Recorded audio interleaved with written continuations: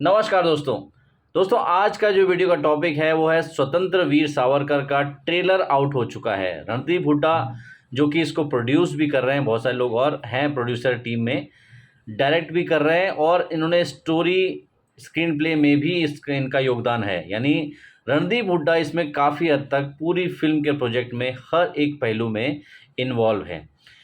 और जब मैंने ट्रेलर देखा तो ट्रेलर देखने के बाद मेरे मन में बहुत सारे विचार आए। पहली बात ये है कि जो रणदीप हुड्डा है उन्होंने अपनी बॉडी का ट्रांसफॉर्मेशन बहुत अलग लेवल पर इस मूवी में करा है। और सबसे बड़ी बात है कि वो लगे हैं, यानी अगर आप उनका फ्रेम बाय फ्रेम देखेंगे तो काफ़ी हद तक उन्होंने रिजेंबल किया है बिल्कुल वीर सावरकर के लुक को। लेकिन मुझे कुछ चीज़ें इसमें कमी लगी है, वो मैं बोलना चाहूँगा। जैसे कि जो ट्रेलर से ख़ास तौर पर पता ये लग रहा है, कहानी इस तरीके से दिखाई गई है, जो वीर सावरकर हैं वो देश में दरअसल उग्रवाद की तरफ ले जा रहे थे युवाओं को। ऐसा शुरुआत से एक नैरेटिव की तरह दिखाया गया है, क्योंकि पहले से वीर सावरकर के ऊपर एक नैरेटिव चलाया जाता है कि भाई वो तो माफ़ी वीर हैं, उन्होंने माफ़ी मांग ली थी ब्रिटिश की और उनकी पेंशन वो उठा रहे थे, इसलिए वो तो ब्रिटिश एजेंट थे। और ये किसने उड़ाई ये खबर आपको भी पता है कि भाई जिन्होंने बिना किसी संघर्ष के, बिना आराम से अंग्रेज़ों के साथ बैठ के चाय पी है, उनको हैंडओवर भी मिला है, इतने साल तक सत्ता भी भोगी है उन्होंने, ठीक है। अपने बच्चे के बच्चे को उन्होंने सेट किया है, प्रधानमंत्री के बाद प्रधानमंत्री मतलब एक ही ख़ानदान से बनते चले गए। आपको इतिहास सारी कहानी कह देता है, क्योंकि आप इमेजिन करके देखो, अगर आप उस ज़माने में होते जब ये आंदोलन चल रहा था, और उस समय तो क्योंकि ना टीवी होता था, ना इंटरनेट होता था, कोई किसी की रिसर्च नहीं कर पाता था कि कौन क्या कर रहा है। जो अखबार में आता था, ठीक है, और अखबार किसके कंट्रोल में होता था उस समय? ब्रिटिश लोगों के कंट्रोल में होता था। किन लोगों को हीरो बनाया था ब्रिटिश वालों ने? यानी सोच के देखो आप कि जो उनके खिलाफ आंदोलन कर रहे हैं, सब बताया जाता है गांधी जी, नेहरू जी आंदोलन कर रहे हैं ब्रिटिश के अगेंस्ट, लेकिन ब्रिटिश उनको बिल्कुल अपने गोदी में बिठा के उनको बहुत प्यार सत्कार से रख रही है। और अगर बोला भी जाता है कि उनको गिरफ्तार किया गया, तो गिरफ्तार के नाम पे उनको महलों में, आगा खां पैलेस जैसी जगहों पर रखा जाता था। तो सोचने वाली बात है। और सावरकर जिनको काला पानी की सज़ा हुई, पूरी फैमिली उनकी डिस्ट्रॉय हो गई, उनके पूरे परिवार पर पूरी यातनाएँ दी गई, उनके ऊपर यातनाएँ दी गई और किस-किस लेवल की दी गई, उसके बावजूद भी उनको स्वतंत्रता सेनानी मानने से भी एक तरीके से इनकार किया जाता है कि नहीं वो तो स्वतंत्रता सेनानी नहीं थे, वो तो ब्रिटिश एजेंट थे, ये थे वो थे। आप खुद इमेजिन करके देखो कि आपके दादा या परदादा या नाना नानी या जो भी आपके पूर्वज में से अगर कोई आज़ादी के आंदोलन में किसी ने झंडा भी उठाया होगा ना, तो उसको भी स्वतंत्रता सेनानी बताया जाता है हमारे समाज में।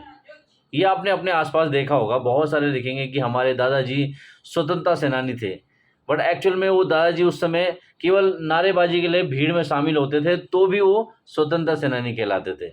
लेकिन एक आदमी ने 11 साल तक पूरी जेल की सज़ा यातना काटी और उसके अलावा उनकी पूरी फैमिली को यातनाएँ सहनी पड़ी हमारे देश की आज़ादी के लिए, और अपना पूरा न्योछावर कर दिया उन्होंने। उसके बावजूद भी उनके खिलाफ ऐसी कॉन्स्पिरेसी चलाई गई कि भाई उन्होंने तो कुछ किया ही नहीं। और किया किसने था? जिनको पलकों पर बिठाया था अंग्रेज़ों ने। अब सोचने वाली बात है, आप खुद देखो। तो यही इस ट्रेलर से आपको पता चलेगा स्टोरी नरेट किस तरीके से की जाती है कि भाई कांग्रेस के लोगों को काला पानी की सज़ा क्यों नहीं हुई, और हु किल्ड हिज स्टोरी, ये लास्ट में जो हैशटैग आता है ये बहुत कुछ कहता है कि उनकी स्टोरी को मारा गया है जानबूझकर, क्योंकि उनकी जो उनके विचार थे ना, वो बहुत क्रांतिकारी विचार थे। यानी वो जड़ों को उखाड़ने वाले थे, सच्चाई का जो उनका एक कहने का तरीका था वो बहुत ज़्यादा अट्रैक्टिव था। उस समय के यूथ बहुत ज़्यादा प्रभावित होते थे।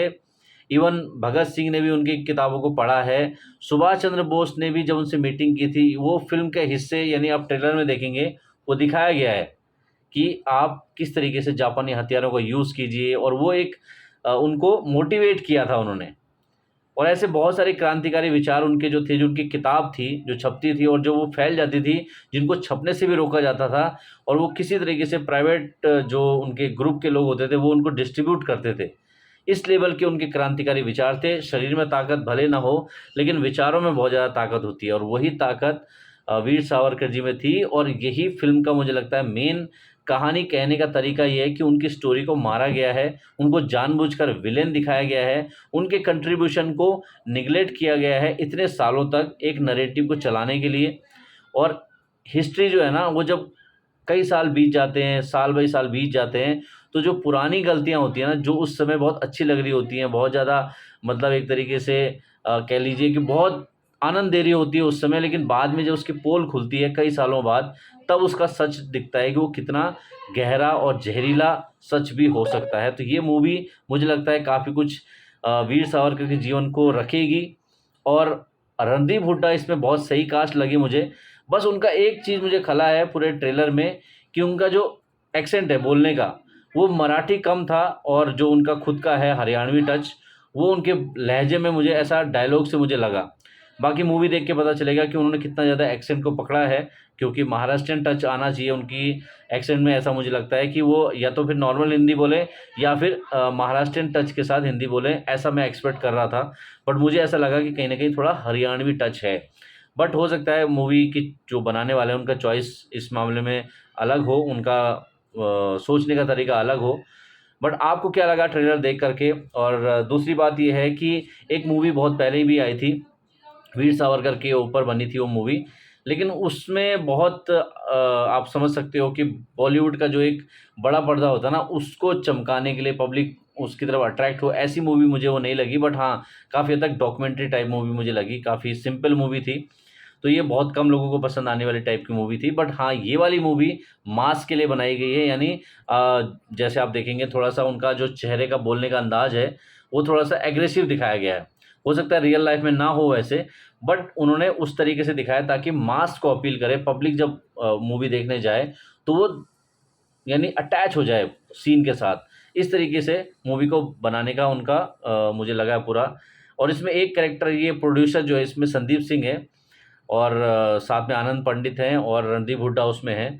तो अब ये लोगों ने क्या क्रिएट किया है, ये तो मूवी जब आएगी सिनेमाघर में, जब देखेंगे लोग तब पता चलेगा। लेकिन ट्रेलर थोड़ा सा इम्प्रेसिव था, लेकिन कुछ एक चीज़ें जो है मुझे लूप होल जैसी मुझे लगी, जैसे कि एक्सेंट उनका थोड़ा सा एग्जैक्टली महाराष्ट्रियन नहीं था, और एक आध सीन जो लास्ट में था थोड़ा सा बनावटी टाइप का लगा। और लेकिन ट्रेलर अच्छा था, स्टोरी को कन्वे करने वाला था। लेकिन वीर सावरकर जी की जो कहानी है, मुझे लगता है कि अब वो देखने का समय आ गया है। कब तक आंखों में पट्टी बांध करके रखेंगे लोग कि भाई उनको हर बार आप विलेन की तरह देखोगे, लेकिन उनके विचार जो है ना, आज फिर से यूथ को उस तरफ अट्रैक्ट कर रहे हैं। कई साल तक उस विचारों को दबाया गया, लेकिन अब फिर से वो विचार उभर रहे हैं। ये आपने देखा होगा अपने आसपास। और इसी की वजह से आरएसएस की जो राजनीतिक पार्टी है, भारतीय जनता पार्टी, उसकी 2 बार फुल मेजॉरिटी से सरकार बन चुकी है और तीसरी बार बनने जा रही है। तो ये विचारों का ही एक तरीके से आगाज़ है, और वो दिखा रहा है कि कितने ज़्यादा लोग उस विचारों की तरफ जुड़ रहे हैं, जो कि कई साल तक दबाए गए। तो वेट करते हैं मूवी का, मूवी में किस तरीके से कहानी दिखाई जाएगी वीर सावरकर की, वो देखने वाली बात होगी। और बाकी रणदीप हुड्डा वाकई में कमाल के एक्टर हैं, मुझे उनसे बहुत सारी उम्मीदें हैं कि वो कुछ अलग इस मूवी में लेकर आने वाले होंगे। तो आपका इस ट्रेलर के बारे में क्या कहना है, मुझे कमेंट सेक्शन में जरूर बताना, और मैं मिलता हूँ नेक्स्ट वीडियो के साथ। तब तक के लिए जय हिंद।